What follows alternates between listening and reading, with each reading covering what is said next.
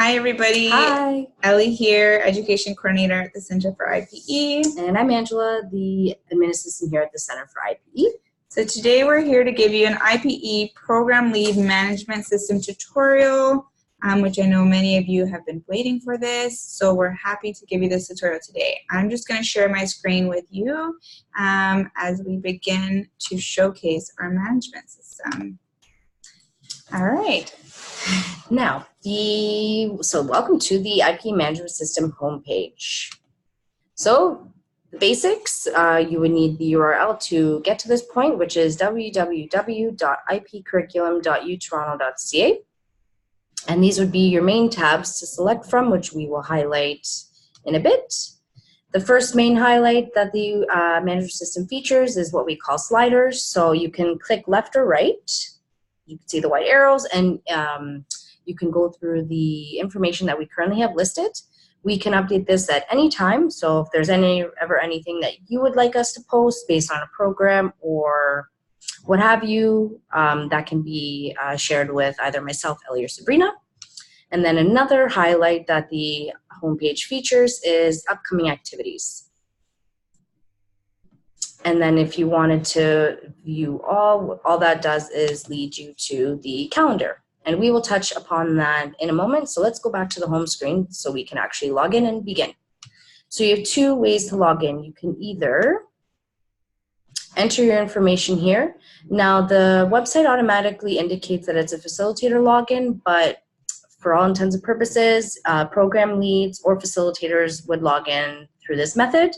And just as an FYI, program leads have the ability to register to facilitate activities, but you would always use your program lead email and the password that you originally created.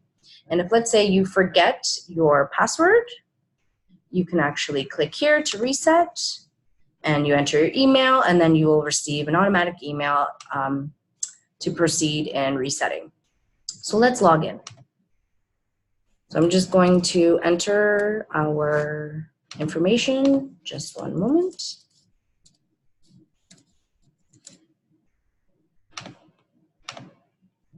All right, so we are signed in. The first thing that we wanted to cover is a bit more in depth is the activity calendar. So we're going to hit Browse Activities. So the calendar automatically populates on the current day of the week. So in this case, it's Friday, May 24th, and it's always going to be highlighted in yellow. So if we wanted to, we can go backwards in time based on whichever month that you're interested in. Obviously, you can do by the week or the day, and then you can obviously go forward in time based on what may be populated. So for example, in June, there is one activity currently posted. And then if you wanted to search, so I'm going to go back a couple months when there was more activities available. So I'm going to select March. So when you see something that says +2 more or +5 more, all that means is when you hit that button, it's going to create a little drop down in a sense to list all the activities that were registered for that day. And if, let's say, I'm curious to find out, oh, how many activities in the month of March were at the exposure level, I can click here. And it's automatically going to refresh based on exposure level activities. And if, let's say, I wanted to say, hey, how many core activities were offered in the month of March, it'll switch back to that. And these were the core that were offered that month. If, let's say, I was interested, okay, I'm going to hit Browse Activities to refresh. If I know of an activity as a program lead that I'm interested in facilitating, I'm going to select the date that it would be happening on. So, for example, I was interested in facilitating supporting frail and aging adults in the complexity of home settings. I would select this. And we went ahead, Ellie and I had a time to register our account to facilitate, which we will show you afterwards. But in this case, it's giving me the option to withdraw. And all that means is because I'm already registered to facilitate, I would select this to withdraw. So it's easy peasy. And when you register or withdraw, you do receive an automatic email indicating either option. And with any activity, it always gives you the description. objectives, and any specific details. So with this activity, because it was longitudinal in nature, it broke down what the components are and dates and times. And you would also find the very basic details of when, where the activity is taking place. Registration opens, just as a note, registration opens for all activities 3 weeks prior at 6 p.m. The timing can always be adjusted based on needs. Practice sites might be a little different because they primarily handle all their own registration, but in terms of how things are entered in the system and university-based activities, we always indicate 6 p.m. And then registration is automatically populated to close 48 hours prior, but it always will reflect at 12 a.m. And then the last little feature that it breaks down is the competency level. So for this particular activity, we know, and students will know, that it's immersion level. All right, so that's how you would browse. And students browse the same way, and they pretty much see all the same information that you would as well. Okay, so we're just gonna show you what your program lead / facilitator record would look like. So under this faculty / program lead tab, you can see your facilitator record. So here would populate all the activities that you have registered for and attended, or perhaps did not attend. So for example, you can see here that this person attended 2 activities, did not attend 1. It's a really nice snapshot, and you're also able to download a PDF version of your record should you need to submit anything in terms of teaching activities or facilitation activities. You just click your download thank you letter for IPE curriculum, and it gives you a nice PDF version of your IPE record to submit to wherever you need to provide that information for. So that's pretty much your program lead / facilitator record. Again, it's just in regards to learning activities that you've registered to facilitate and then have facilitated. So that is your record. We're going to move on to the student search tab, which you all are desperately waiting for. Yay! Yay, student search. So because this particular account is set up to actually fall under nursing, every program lead will be assigned their specific program, and for folks that might have more than one stream of a particular program assigned to them, it will likely show you the 2 options here. So obviously nursing is just the one, so we're going to select nursing. Enrollment status encompasses whether students are currently enrolled, have they withdrawn, are they on leave, or graduated. So for the purposes of the tutorial, we will focus on enrolled. And then for cohorts, it lists all these years, so we go as far back as 2013-14. And let's look at graduating students.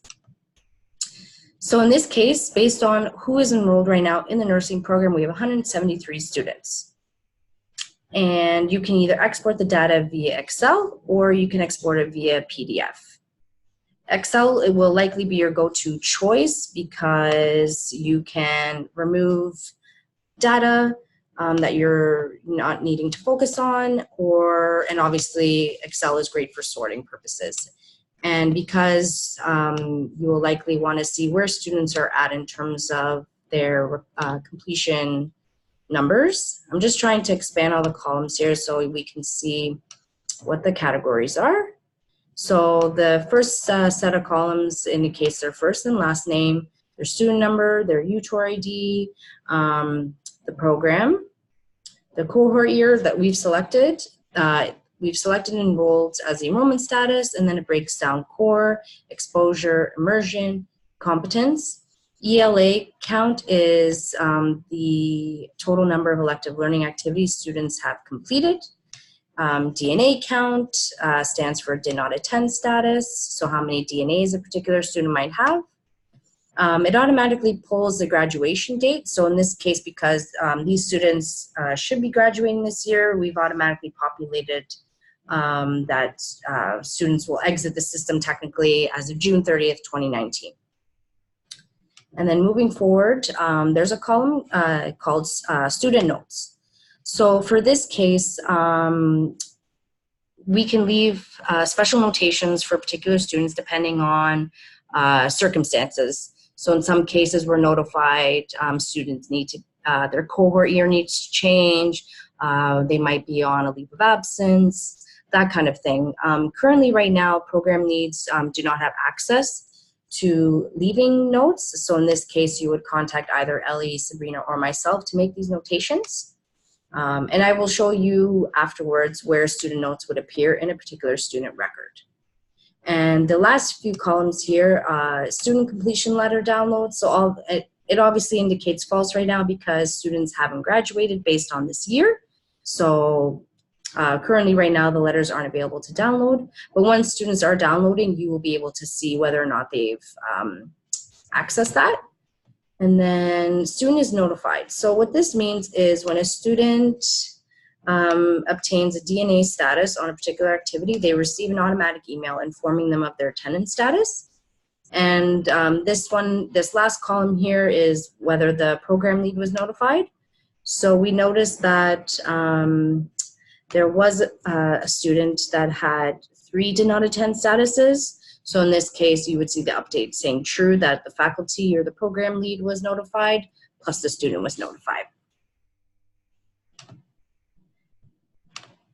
In terms of the PDF obviously you wouldn't be able to change the information, but it collates it very nicely in terms of presentation, so that might be of interest for you as well. And then in terms of view cohort requirements, it actually breaks down that for the 2017-18 cohort of nursing students, it would say 8 core and then the corresponding electives if those are applicable. So based on your program's requirements, this will be updated as well, and obviously based on the cohort. So let's say we wanted to search a particular student's record. So I'm going to reset because we selected, we just picked a random name. We selected this particular student's record just to give you a highlight, only because they have a somewhat unique presentation. So we would click the student's name. And both students and program leads, you would be viewing the same information in terms of how it's broken down. So at the top is all the core learning requirements, and based on every program, it's catered to what your requirements are.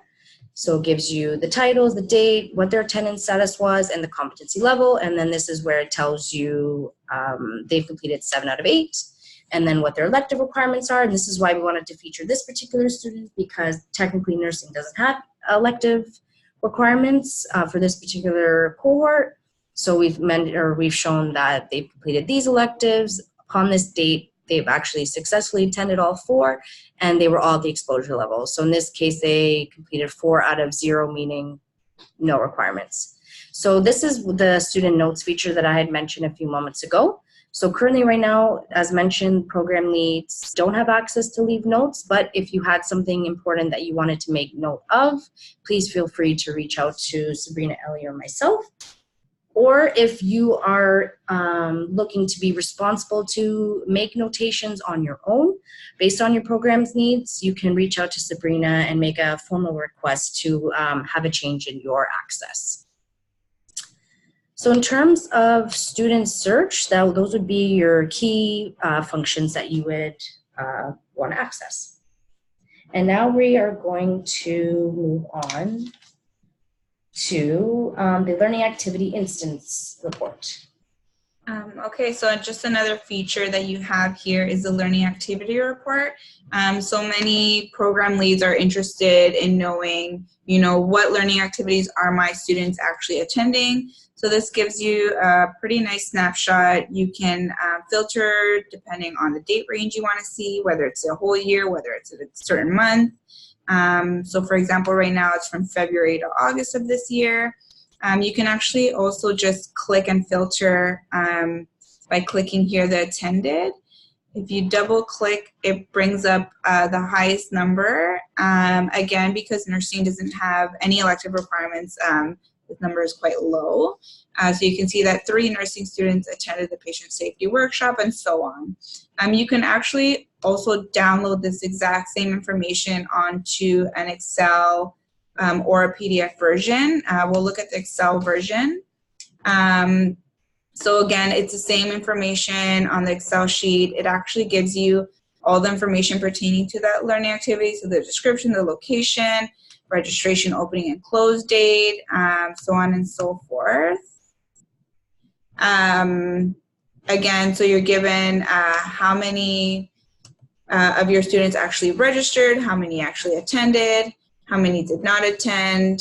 For the purposes of this download, I would ignore the waitlist count, as a waitlist does not pertain to your program only. The waitlist number that shows up on this actually pertains to all students who are waitlisted. But again, just a nice snapshot to see what are your students actually signing up for, to see what they're most interested in. So that is a learning activity report. We'll just take you now to the email function of this account. So as a program lead, you have the option to email your students. So to automatically populate your program that you're assigned to, which cohort you would like to contact. So I'm going to select 2018-19. It would be helpful to put a reply to address, so that way students know whom to reply to, or you can include that in the body of your email. And then obviously you have to include an email subject, otherwise it won't allow you to proceed. And then you have the option to format your message as you please. And then you would just hit submit, and then it would automatically send to all of your students in that particular cohort. And the last function is contact us. So both students and program leads, you have the general information, but because we all know you very well, you can personally message Sabrina, Ellie, or myself.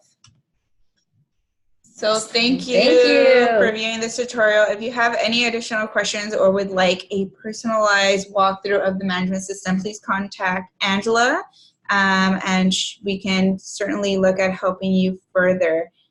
So again, thank you so much. I hope this was very helpful, and that you can use this in the future. Thank you. Bye, everybody. Bye.